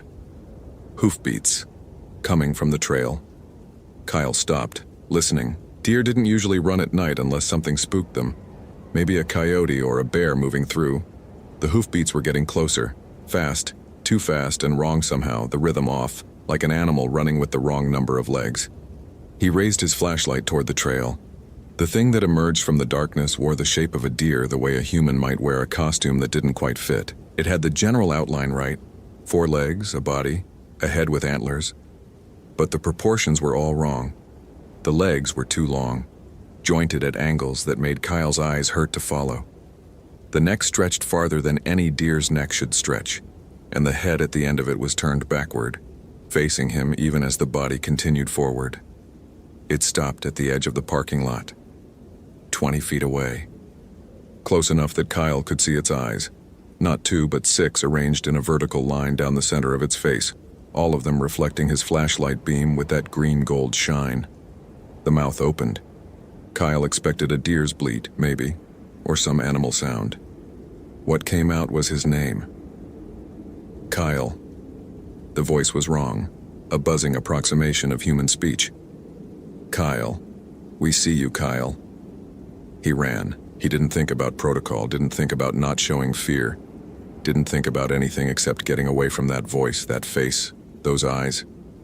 He sprinted for the patrol truck, his boots pounding on asphalt, his flashlight beam swinging wildly. Behind him he heard the hoofbeats resume, not running away but following, keeping pace, that wrong rhythm getting closer. He reached the truck and yanked open the door, threw himself inside, slammed it shut. The locks engaged with a solid chunk. He was safe. He was in the vehicle. Nothing could. A face appeared at the driver's side window. Not a deer's face. Not anymore. It had rearranged itself while chasing him, and now it pressed against the glass with something that was almost human, almost recognizable except for the eyes. Still 6 of them, still in that vertical line, still watching him with an intelligence that had nothing to do with any animal. It smiled with too many teeth. Kyle, the voice came through the glass, muffled but clear. Let us in, Kyle. We want to know you. We want to wear you. Kyle grabbed the radio with shaking hands. Nathan, this is Kyle. I need immediate assistance at Skyland. There's something at my truck. It's at my window. Oh God, it's looking at me. The window cracked. Nathan heard Kyle's transmission break into screaming, then static. He was already pushing the truck to 60 on the winding road, faster than was safe, faster than regulations allowed. But regulations didn't account for the sound of one of his rangers screaming into a radio. He tried to raise Kyle again. Nothing. Tried Sam. Nothing. The radio had gone dead, or something was blocking it, or... His headlights caught movement ahead. He slammed the brakes, the truck fishtailing on the curve, coming to a stop sideways across both lanes. In the wash of the headlights, 3 figures stood in the road. They looked like deer. At first. The way something in a nightmare looks like a familiar thing until you focus on it too closely. They stood on their hind legs. 7 feet tall, maybe 8. Their front legs hung at their sides like arms, ending in hooves that flexed like fingers. Their heads were deer-shaped, but the faces were wrong. Too flat, too expressive, with mouths that stretched too wide and eyes. So many eyes, reflecting the headlights in dozens of points of green-gold light. Nathan's hand found his sidearm. He'd never drawn it on duty, not once in 8 years. What good would a pistol do against something that could rearrange its own face? One of the figures stepped forward. Its mouth opened. Nathan. His own voice came out of that impossible throat. Nathan Vance, 8 years in the park. Wife named Catherine. Daughter named Lily, age 6. You're afraid of the dark, Nathan. You never told anyone, but we know. We always know. The other two began to circle the truck, moving to the sides, cutting off any escape route. They moved wrong, too smooth, like they were gliding rather than walking, their joints bending in directions that made his stomach lurch. We've been here so long, the first one said, still in Nathan's voice. Longer than the road, longer than the buildings, longer than your kind. We learned to look like the things you expect to see, but sometimes we get tired of hiding. Sometimes we want to be seen. The radio crackled. Sam's voice, desperate. Nathan, I'm at the truck. There's 3 of them surrounding me. They're talking in my voice, Nathan. They know things. They know about my sister. They know about... The transmission cut off. Nathan looked at the creatures surrounding his truck. They had stopped moving, waiting, watching. Those horrible eyes reflected his headlights with patient, ancient hunger. What do you want? The thing that wore his voice tilted its head at an angle that would have snapped a human neck. We want what we've always wanted. To know, to learn, to become. It stepped closer, close enough that Nathan could see the texture of its skin. Not fur, not hide, but something in between. Something that seemed to shift and ripple in the light. You have such interesting shapes, such interesting fears. We collect them. We wear them, and then we go looking for more. The window beside Nathan's head began to crack, fine lines spreading through the glass like frost, like something pressing against it from outside, though all 3 figures were still in front of the truck. There were more of them. He couldn't see them, but they were there, pressing against the metal and glass surrounding him. You can run, the thing said. We like it when you run. It helps us learn how you move, how your fear looks from behind. The window shattered. The search party found the trucks at dawn. Nathan's vehicle was stopped sideways across Skyline Drive at mile marker 42. Both front windows broken inward, glass scattered across the seats. Sam's truck was at the Big Meadows parking lot, driver's door hanging open, radio microphone dangling by its cord. Kyle's was at Skyland, every window shattered, deep scratches gouged into the metal of the roof and hood. Scratches that the forensic team would later note didn't match any known animal. No blood, no bodies, no sign of struggle beyond the damaged vehicles. 3 rangers vanished in a single night. The official report cited unknown circumstances and ongoing investigation. Chief Ranger Morrison quietly retired the following spring. Before he left, he gathered the remaining staff and told them the night patrols would be discontinued, permanently. No exceptions. There are things in these mountains we don't understand, he said. Things that were here before us and will be here after. Our job is to protect the visitors. We can't protect them from something we can't explain. So we close the gates at sunset. We tell people to leave before dark, and we don't go looking for answers that don't want to be found. Someone asked about the 3 missing rangers. Morrison didn't answer. He just shook his head and walked away. The park still closes at dark. The gates still lock at sunset. And the rangers who work there now know, without ever being officially told, that you don't drive Skyline Drive after nightfall. You don't walk the trails when the sun goes down.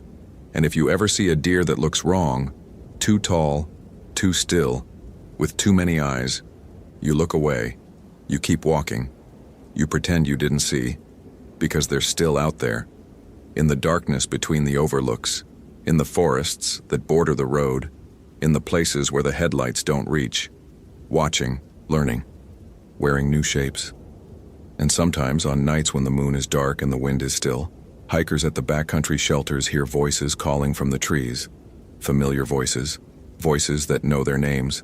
No one answers, no one ever answers. But the voices keep calling anyway. They have all the time in the world.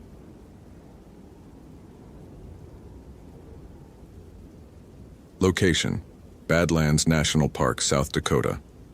Date: May 24, 2014. The sky had been wrong all day. Ryan Caldwell noticed it during his morning patrol, before the Weather Service had issued the first watch, before the radar had painted the western horizon in shades of red and purple that meant nothing good. He'd worked at Badlands for 11 years, had seen more severe weather than most meteorologists saw in a lifetime, and he'd learned to read the sky the way other people read faces. Today the sky was angry. Not the ordinary anger of an approaching storm system, something deeper, older, a tension in the atmosphere that made his teeth ache and his skin prickle with static that had no source. He stood at the pinnacle's overlook, watching the clouds build over the Black Hills 60 miles to the west. The formations were already impressive, towering cumulus that punched into the stratosphere like fists, their tops flattening into anvils that spread across the horizon in a line of white and gray. By afternoon, those clouds would organize into supercells. By evening, they would spawn tornadoes. Ryan had seen it happen 100 times. It was part of the job, part of life on the Great Plains during the month of May. But something about today felt different. He keyed his radio, the familiar weight of it comfortable in his hand. "Dispatch, this is Unit 6, completing morning sweep of the North Loop. Weather conditions deteriorating faster than forecast. Requesting updated briefing. Over." The response came clear. They were still well within range. The park's repeater system, one of the best in the region. "Copy, Unit 6. National Weather Service has upgraded the outlook to moderate risk for the eastern Wyoming and western South Dakota region. Tornado watch expected by 1400. All units advised to complete visitor sweeps and prepare for possible closures. Over." "Understood. I'll finish the Sage Creek area and head back to the station. Unit 6 out." Ryan took one last look at the western sky before climbing into his truck. The clouds were moving fast, faster than they should have been given the upper-level winds, and there was a color to them, a greenish tinge at the bases that he'd only seen a handful of times in his career. Each of those times had ended badly. One of those times had ended with 3 people dead in a campground that hadn't been evacuated in time. He wouldn't let that happen again. The drive back to the Ben Rifle Visitor Center took 40 minutes, winding through the park's surreal landscape of eroded buttes and spires. The Badlands always looked alien to Ryan, even after more than a decade. A moonscape dropped into the middle of the prairie, striped in shades of pink and gray and white that no other place on Earth quite replicated. The Lakota had called it Mako Sika, the land that was bad, and Ryan had always thought that was unfair. The land wasn't bad. It was just honest. It didn't pretend to be gentle, didn't hide its harshness behind green grass and soft hills. What you saw was what you got. Beauty and danger in equal measure, inseparable. At the visitor center, he found the usual pre-storm chaos. Rangers coordinating closures, maintenance crews securing loose equipment, the interpretive staff answering questions from tourists who couldn't understand why they had to leave when the sky was still mostly blue. Ryan headed straight for the weather station in the back office, a cramped room filled with monitors and radar displays and the constant chatter of NOAA weather radio.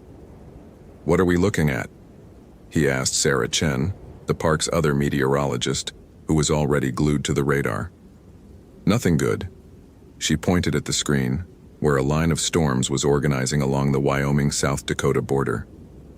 "The cap is breaking earlier than anyone expected. We've got 3 discrete supercells forming, and the environment is about as favorable as it gets. SPC is already hinting at a high-risk upgrade for this evening. Tornado potential? Significant. The hotograph is showing insane helicity values. If these storms can stay discrete, we're looking at long-track, violent tornadoes." She glanced at him, and he saw something in her eyes that he rarely saw in Sarah. Worry. "Ryan, I've been doing this for 15 years. This setup, it reminds me of May 3rd, 99. More. You remember?" He remembered. Everyone in the Plains weather community remembered. An F5 tornado with winds over 300 miles per hour, the most powerful ever recorded. 46 people dead, over $1 billion in damage, the kind of storm that redefined what people thought was possible. "Get everyone out of the backcountry," he said.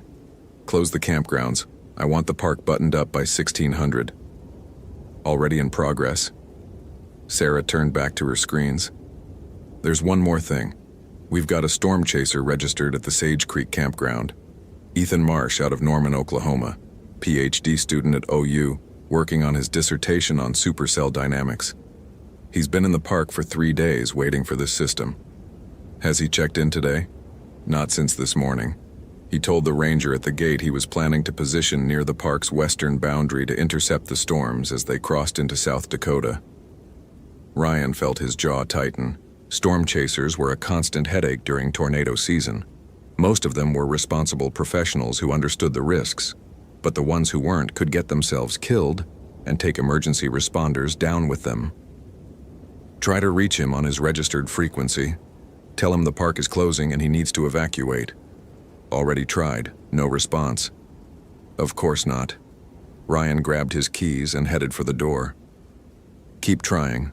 I'll sweep the western boundary and see if I can find him. Ryan. Sarah's voice stopped him. Be careful out there. The atmosphere is strange today. I can't explain it. The data looks normal, but something feels off. He nodded. He'd felt it too. Keep the radio open. I'll check in every 30 minutes. The drive west took him through the heart of the park, past the eroded cathedrals of the wall, and into the open prairie beyond. Here the land flattened into an expanse of grass that rolled to the horizon in every direction, broken only by the occasional butte rising like an island from a sea of green. The sky dominated everything, a vast dome that seemed to press down on the earth with almost physical weight. And to the west the storms were coming. They were beautiful, in the terrible way that only severe weather could be beautiful. 3 supercells marched across the horizon in a line, their rotating updrafts visible even from 30 miles away, their anvils spreading eastward in a canopy of ice crystals that caught the afternoon light and glowed with an almost supernatural radiance. Lightning flickered in their cores, too frequent to count, and the distant rumble of thunder was constant, a low vibration that Ryan felt in his chest more than heard. He found Ethan Marsh's vehicle parked at a pullout near the park's western boundary, a white pickup truck bristling with weather instruments, a laptop open on the passenger seat showing radar data, camera equipment scattered across the back seat. The truck was empty. Ryan scanned the prairie. A quarter-mile to the north, a figure stood alone in the grass facing west, watching the approaching storms. Even from this distance, Ryan could see the man's posture. Not the alert readiness of an experienced chaser, but something else. Something frozen. He grabbed his radio as he started walking. Dispatch, Unit 6. I've located the storm chaser at the western boundary pullout. He appears to be on foot approximately 400 yards north of his vehicle. I'm making contact now. Over. Static answered him. Not the clean static of distance, but something else. A crackling that rose and fell in patterns that almost sounded like voices, like words in a language just beyond understanding. Dispatch, do you copy? Over. The static intensified, and beneath it, Ryan heard something that made him stop walking. Thunder, yes, but not ordinary thunder. A sound that rolled across the prairie with a rhythm that was almost like breathing, almost like wing beats. He looked up. The nearest supercell had crossed into the park while he'd been focused on the ground. It towered overhead now, a rotating wall of gray and green that blotted out half the sky. The updraft was clearly visible, a column of air spiraling upward with enough force to suspend hailstones the size of baseballs, to lift cars, to tear houses from their foundations. At its base, a lowering had formed, a dark mass of cloud that rotated with the lazy menace of a waking predator. And in that rotation, in the swirling chaos where the storm touched the earth, Ryan saw something that his mind refused to process. Wings. Not cloud formations that looked like wings, not pareidolia, not imagination, not the tricks that storm watching could play on tired eyes. Wings, vast and dark and real, emerging from the heart of the rotation, spreading across the sky in shapes that followed no natural law. They beat once, twice, and with each stroke the thunder rolled and the lightning flashed and the wind screamed across the prairie with a voice that sounded almost like language. Ryan ran. Ethan Marsh had come to the Badlands looking for the perfect storm. What he'd found was something else entirely. He'd been chasing for 8 years ever since he'd seen his first tornado as an undergraduate in Oklahoma. That experience had changed him, had shown him that there was beauty in destruction, order in chaos, patterns in the seemingly random violence of severe weather. He'd dedicated his life to understanding those patterns, to capturing them with instruments and cameras, to translating them into data that could save lives. He was good at what he did. The best in his program, his advisor said. A natural.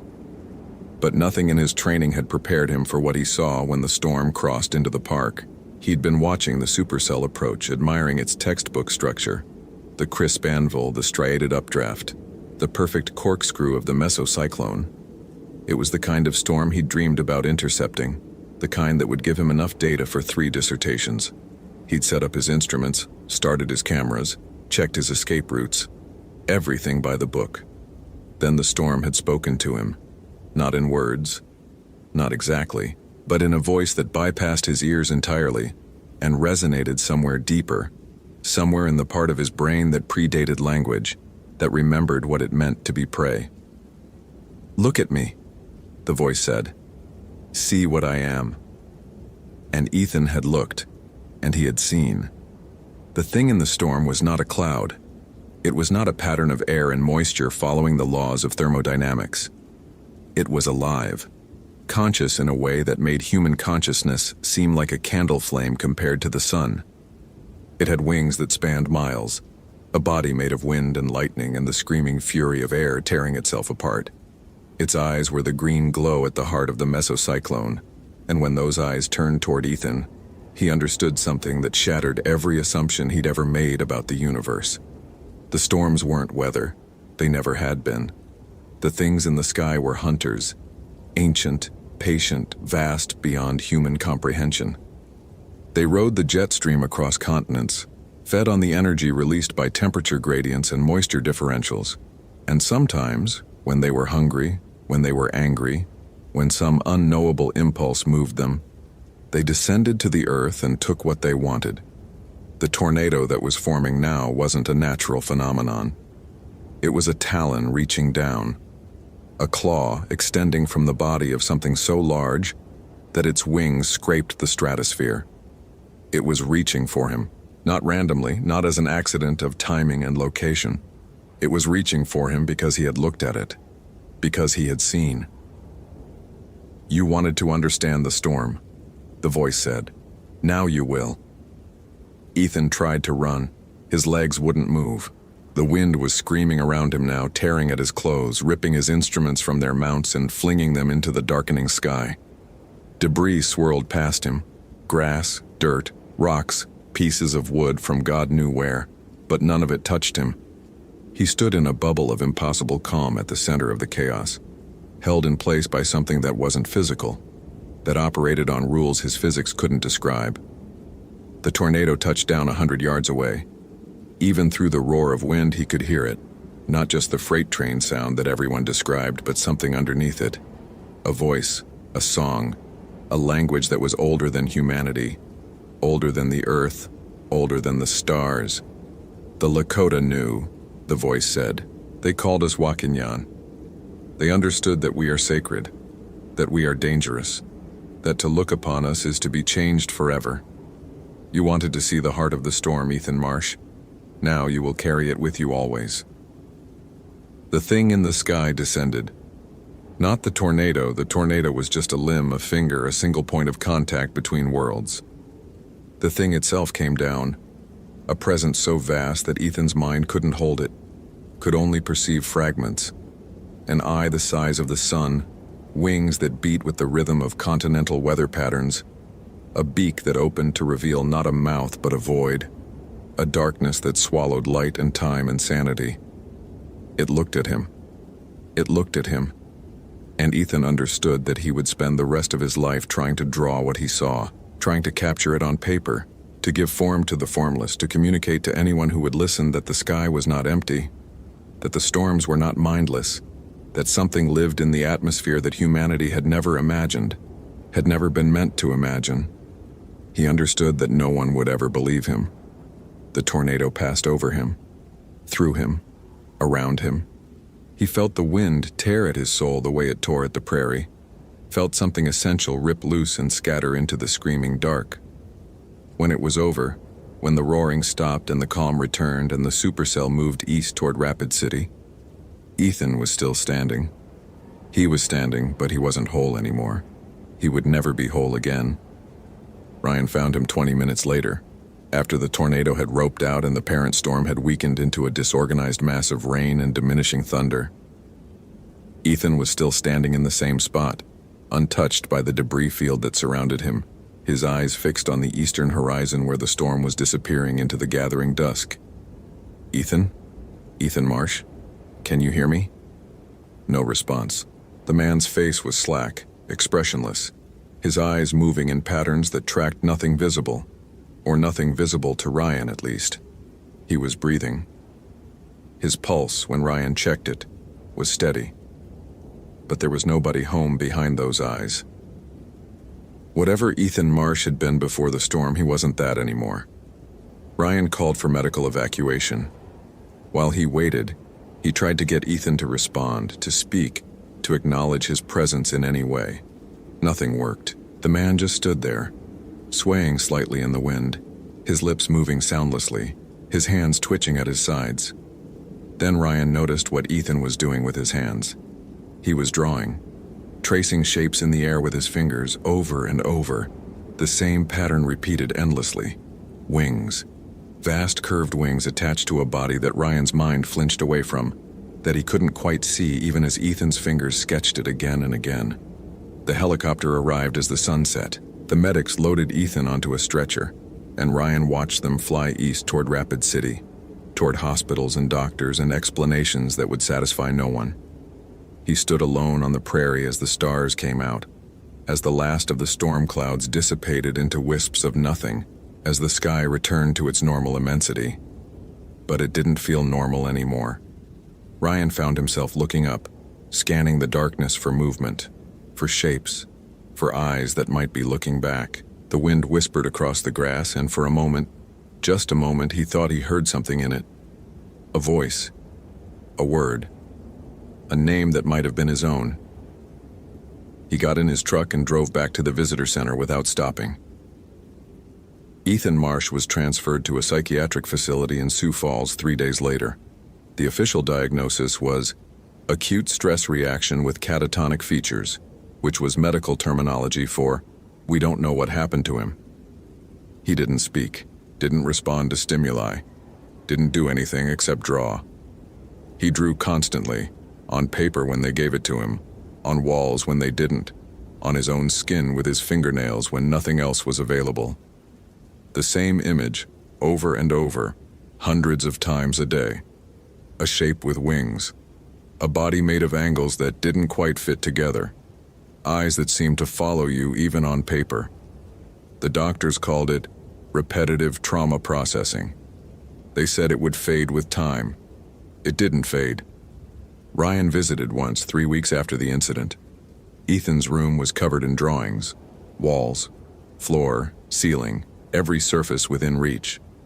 The same image, repeated in pencil and pen and crayon and blood from where he'd torn his fingernails trying to scratch it into concrete. The same wings, the same impossible body, the same eyes. And in the center of the room, Ethan sat cross-legged on his bed, drawing on a fresh sheet of paper. When Ryan entered, he looked up. For the first time since the storm, his eyes focused. His lips moved. "You saw it too," he whispered. His voice was rusty, damaged, the voice of a man who had screamed until his throat tore. "I can tell. You saw." Ryan didn't answer. He didn't have to. "It's still up there," Ethan said. He turned back to his drawing, his hand moving in the same patterns it had traced 10,000 times before. "It's always up there, watching, waiting. The storms aren't storms. They're doors. They're eyes. They're..." His voice broke. Tears streamed down his face, but his hand never stopped moving. "They're hunting. Always hunting. And now that we've seen them, they can see us. Forever. They'll always be able to see us." Ryan left the facility and drove back to the Badlands. He submitted his resignation the next morning. The official reason was personal circumstances.